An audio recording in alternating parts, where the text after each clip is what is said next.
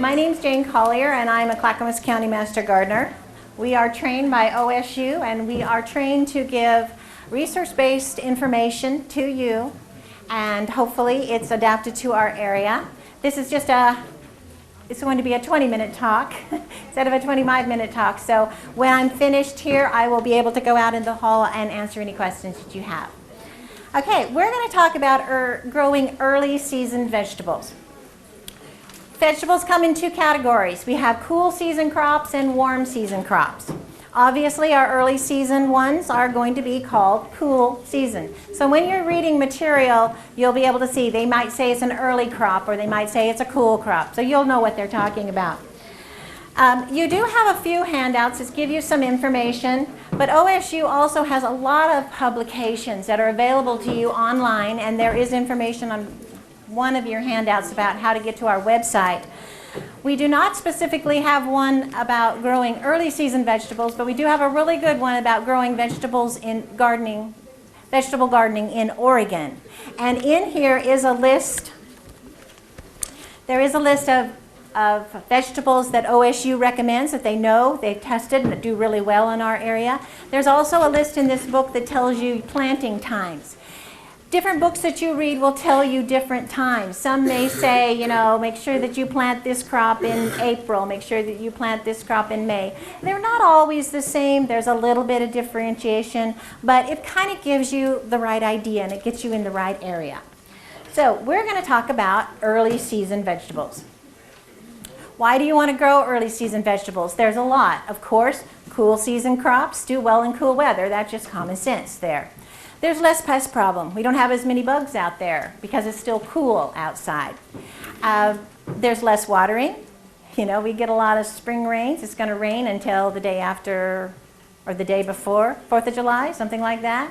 So you know you get enough rain. We don't have to, especially for those of you that are on city water, if you can grow a food crop early in the season when you don't have to water and pay for that water, that's a good thing.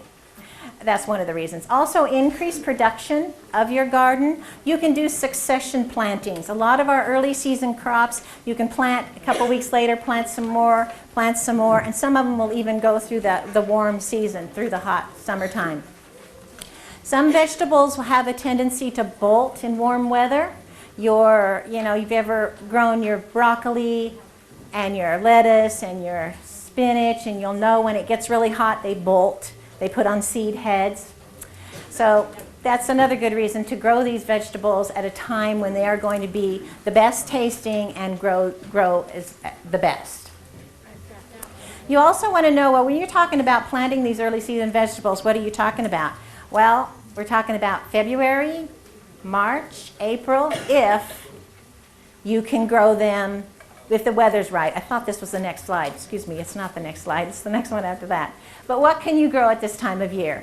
You can grow your root vegetables like your beets and your carrots, your kohlrabis, your potatoes, your onions, those things that are growing under the ground that aren't going to be so concerned with the temperature. And they also will germinate at a lower temperature. Your broccoli family, your cabbage, cauliflower, broccoli, Brussels sprouts, they're all a cool season crop. A lot of your leafy vegetables, your parsley, your peas, your squash, your lettuce, your greens, things like that. Spinach, not squash, excuse me, spinach will grow in a cool season. Also, asparagus is a good time to plant your asparagus in early spring. How about kale? Kale is a good leafy vegetable. It's a great one to plant. It's a perfect one to plant. Okay, but when you plant totally depends on your soil. You may think, well, it also depends on what, how warm our air temperature is, but it mostly depends on your soil. You cannot get out there and work your soil when it's too wet. If you do, it's going to clump, it's going to ruin the soil structure, and it's going to take years for that to get back into good soil. And especially here, we have a lot of clay soil. So if we work that clay soil when it is too wet, you're going to be in a lot of trouble. And what you can do is you can go out there and take some soil and squeeze it in your hand. If you can take that ball of soil and push it, and it falls apart a little bit in your hand, it's probably dry enough to work. If you push it and you just stick your finger in it and nothing moves, then you know that that soil is definitely too wet to work. And so you're going to have to wait a while. So that's why I say whether you plant in February, March, or April depends on how your soil is. The other thing that is really important is your soil temperature. Seeds germinate at different temperatures, and different roots of different vegetables grow when the soil temperature is different. So having a soil thermometer is very important. You would be surprised if we had, say, 60 degrees for 3 or 4 days, and you'd say, oh, I'm going to go out there, I'm going to plant my plants, the soil's okay, I know it's warmed up. You will be surprised at how cold that soil is compared to our air temperature. And to use a soil thermometer, you'd put it in the ground and leave it there for 24 hours, and then check and see what the soil temperature is. How far down do you press the Press it all the way down. Oh. Press it, you want it to go, or at least halfway down. You figure when you're going to put your seed at the top, or if you're going to put a plant in the ground, you're going to want to plant, the roots are going to be a little farther down. So you're going to want to know what that temperature is when the seed and the roots get into that area. So stick it all the way in there. All right. Okay, and like I mentioned, different crops take different soil temperatures. So you're going to have to look. I know your information you had has some information on it. A lot of resources that we have for OSU has more information about what temperatures. Now this just kind of gives you an idea. And like I mentioned before, not every publication will be exact. But this sort of gets you in the ballpark. And what I really want you to notice is the difference between these cool season crops like peas, onions, cabbage, beets, potatoes, compared to the temperature of the warm season crops, like your tomatoes and your corn and your pepper. And you will be surprised that you definitely are going to have to probably wait until the middle of May. Some people may even have to wait until June before they put their corn in, because the soil temperature just isn't going to be warm enough for those seeds to germinate. If you put your seeds in too early, then those seeds are going to rot. If they can't germinate, they're just going to sit there and rot. Then you've wasted your time, you wasted your money, and you wasted the space that you could have been growing something else. Okay, seed packets have a lot of good information on them. Sometimes people forget how much information is on the back of a seed packet. I know that it is hard to read these things, but that information is there. And just so you know a little bit, some of the interesting information that we have on these, it'll tell you, how to sow it, whether you're going to sow it outside, whether you need to whether you need to start it in a greenhouse or not. It's going to tell you your thinning and transplanting.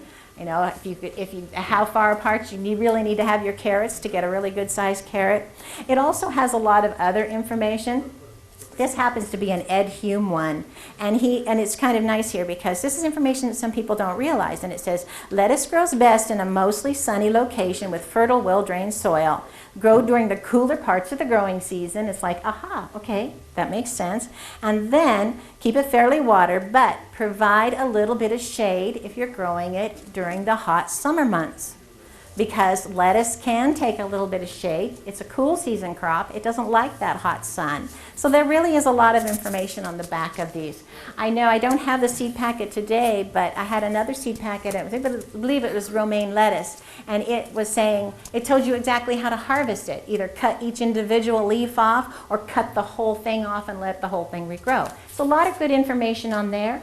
And our local territorial seeds and nickel seeds that are in our area also have a lot of good information. Even if you're not going to send through the catalog, it's nice to have the catalogs to read all that good information that they have. Okay, do you plant a seed or do you need to put a transplant? The information is out there. It's on the seed packets. It's in the catalogs. It's in the books that you read. Your seeds, of course, would be the little ones. Your carrots, your peas, your lettuce, all those. Those can be planted by seeds. But a lot of plants, like your tomatoes, excuse me, that's a warm season plant, like your cabbage and your broccoli and your cauliflower, if you planted those in the garden as seeds, they just take too long to germinate. They take too long to grow up to harvest, and our season isn't long enough, and then it would be getting into the hot part of the season and they wouldn't grow well. So those would need to be put in as plants, and they will be available in the nurseries to purchase those, or you can start those in your own greenhouse. And then, of course, potatoes. You'll buy seed potatoes. It is recommended, if you want to have really good success, to not use old potatoes from the previous year and not to use store-bought potatoes, but to buy specifically seed potatoes. They are already guaranteed disease-free when you put them in the ground, so you might as well get a head start instead of putting something in there that may have the diseases already. Okay, because we're planting at a time when the weather is kind of iffy and it's unpredictable and we don't know if it's going to be too hot, too cold, what's going to happen, are we going to have a late frost? Our last frost date is supposed to be April 3rd. We tell people maybe April 26th, but that doesn't mean we won't have frost into May. So it's unpredictable. So if you want to have really success, you might have to give yourself a little bit of extra help. And row covers, mulches, raised beds, cold frames, these are all good things to use to give yourself a head start. Row covers, sometimes called floating row covers, and some of you may know it as Remay. They were the first company that started to make this product, so a lot of people still just call it Remay. What it is, it's just a spun fabric. You can buy it in long lengths. The reason they call them floating row covers is because a lot of people will just set them right over their plant. I will use one of Sherry's tomato plants for an example. Pretend like it's not a tomato plant. Pretend like this is a cabbage plant. It looks more like broccoli, doesn't it? Some people just lay them right over the plant, and then they hook them down with some rocks. And what this does, what this floating row cover does, is it is thin enough to allow the water to go through, but it will warm the soil underneath it. It will warm the air underneath it. The air underneath here can get as high as 8 degrees warmer by having a row cover on top of it. Some people will take it and make a frame, and I have a few samples here. This one happens to be plastic, a plastic tunnel, but some people will take it and they'll make a frame and then they'll put their row cover over that.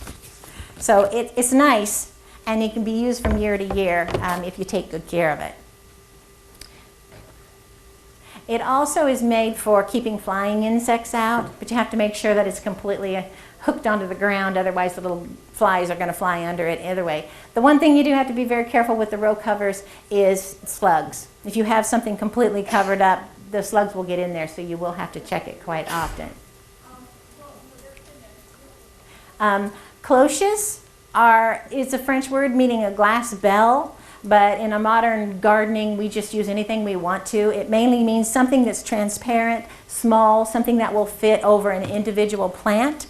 You can make teepees out of plexiglass or glass or plastic. You could just put a couple pieces up there and make a little teepee out of it. You can use milk cartons. What it is just to protect a plant, especially if you think, oh, the weatherman says we're going to have a frost, and you have a few little plants growing out there that you know are a little bit tender. You can just go take something that is clear enough so that the light can get through and put it on top of that plant until the danger of frost is past. Are those milk jugs? Those are milk jugs, yes.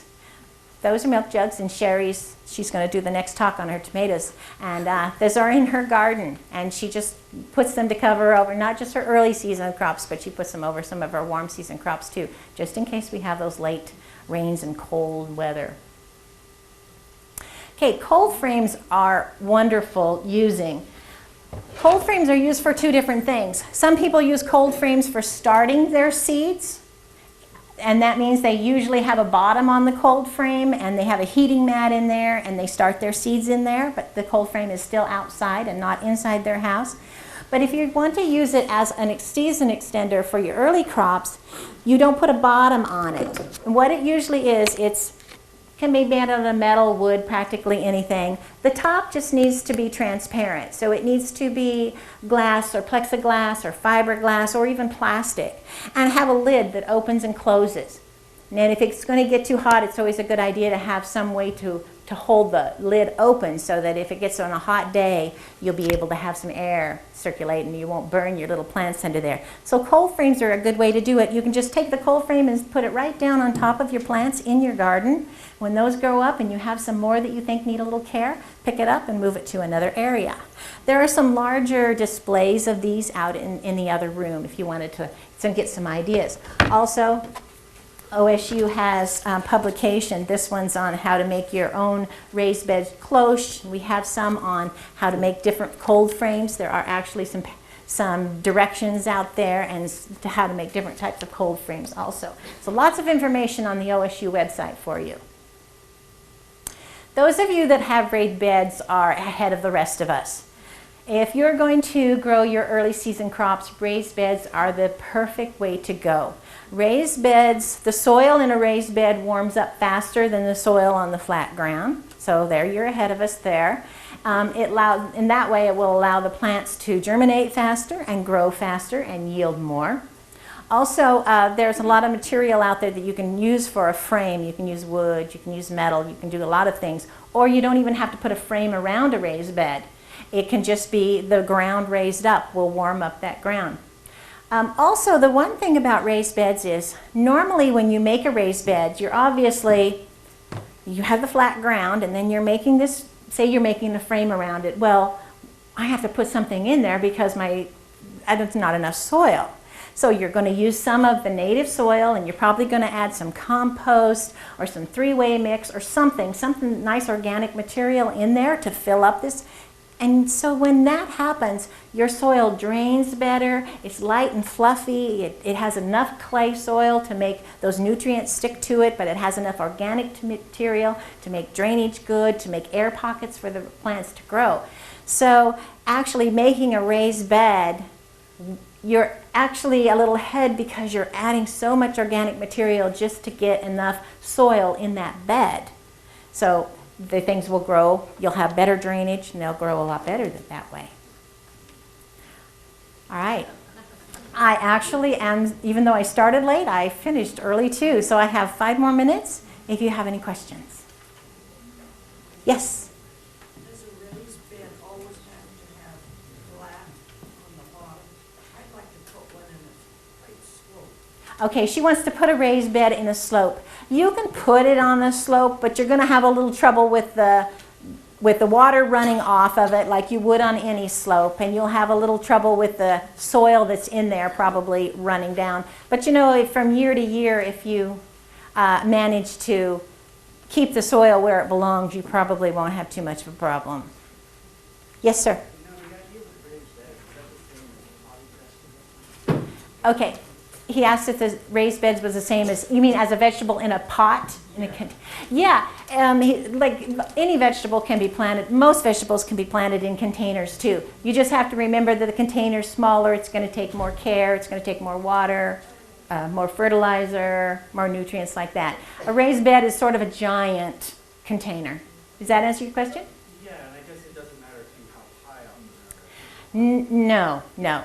Some people have raised beds that are really low just because they want that compact area. Some people raise them up high so that they don't have to bend over to harvest their vegetables, which is a great idea. Yes? I covered my raised bed with leaves to prevent the rain damage. So should I take now the leaves all off? Or should I put Okay, them into the she put leaves on top of her raised bed and she wants to know whether she should take them off. A couple things. You could take them off and put them in the compost, but they probably already broke down because you put those in the fall. And if they were small enough pieces, just work them into the soil right now. It will add that organic matter into your soil. And how deep should I work the soil? As deep as you can, or she want to know how deep as you can, or as deep as you know those roots on your vegetables are going to grow. If you're going to put in carrots, you know it's going to have to be down that far. If you're going to put in lettuce, the lettuce roots aren't very deep. So I have time for one more question. Oh, yes. Yeah. Can you talk a little bit about rotating the Rotating your crops? Oh, thank you. Good question. It is a good idea to rotate your crops. you need to know which crops are in the what family, like which ones are in the cole family, the broccoli, the cabbage, and the cauliflower, all in the same family. If you put them in the same area year after year, the insect and disease population would increase in that area. Normally, we tell you to rotate crops in the same family for at least 3 years. Keep it out of that area for 3 years. And so what you have to do is find out which crops are in that one crop family. You know, your potatoes, your tomatoes, your peppers, your eggplant, all in the same family.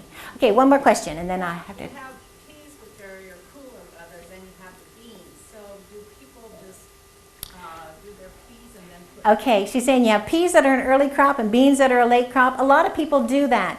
They can plant their peas, and if they get them in early enough, they can harvest them and then take that same area and put beans into that area for the warm season. A lot of people can do that. If you get your early crops in and harvest it early enough, you will have that extra space for your warm winter crops. Thank you all for coming.